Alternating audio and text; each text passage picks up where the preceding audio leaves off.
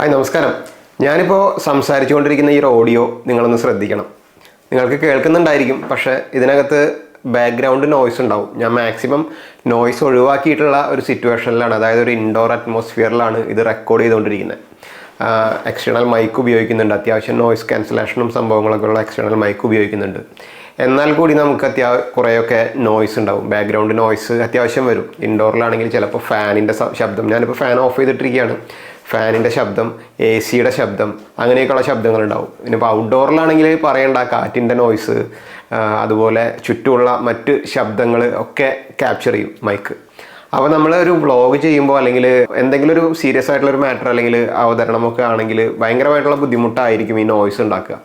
അപ്പോൾ റെക്കോർഡ് ചെയ്തതിന് ശേഷം നമുക്ക് ആ നോയ്സിനെ ഒഴിവാക്കുക എന്ന് പറഞ്ഞാൽ എഡിറ്റിങ്ങിൽ ഒഴിവാക്കാൻ സാധിക്കും, പക്ഷെ അത് കുറച്ച് ഡിഫിക്കൽട്ടായിട്ടുള്ള പ്രോസസ്സാണ്. എല്ലാവർക്കും അത് അത്ര എളുപ്പത്തിൽ ചെയ്യാൻ പറ്റില്ല. ഇപ്പോൾ അഡോബി ഓഡിഷൻ പോലുള്ള സോഫ്റ്റ്വെയർസ് ഉപയോഗിച്ചിട്ട് മാനുവലി നോയ്സ് പോയിന്റ് ക്യാപ്ചർ ചെയ്തിട്ട് അതിനെ ഒഴിവാക്കാനൊക്കെ സാധിക്കും. പക്ഷേ അതിനേക്കാളൊക്കെ വളരെ എളുപ്പത്തിൽ നമുക്ക് എല്ലാവർക്കും ചെയ്യാവുന്ന ഒരു സിമ്പിൾ പരിപാടിയാണ് ഞാനിപ്പോൾ നിങ്ങൾക്ക് പറഞ്ഞു തരാൻ പോകുന്നത് കേട്ടോ.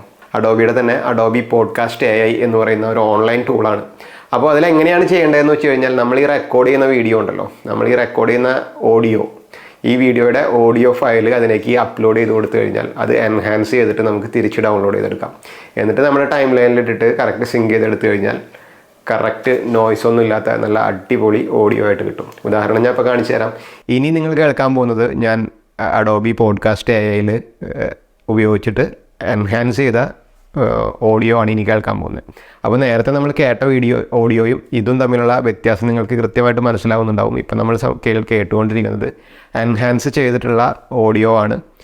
ഇതിനു മുമ്പ് നമ്മൾ കേട്ടത് എൻഹാൻസ് ചെയ്യാത്ത ഓഡിയോ. നമുക്ക് വ്യത്യാസം ഇവിടെ തന്നെ ഒന്നുകൂടി ഞാൻ കാണിച്ചു തരാം.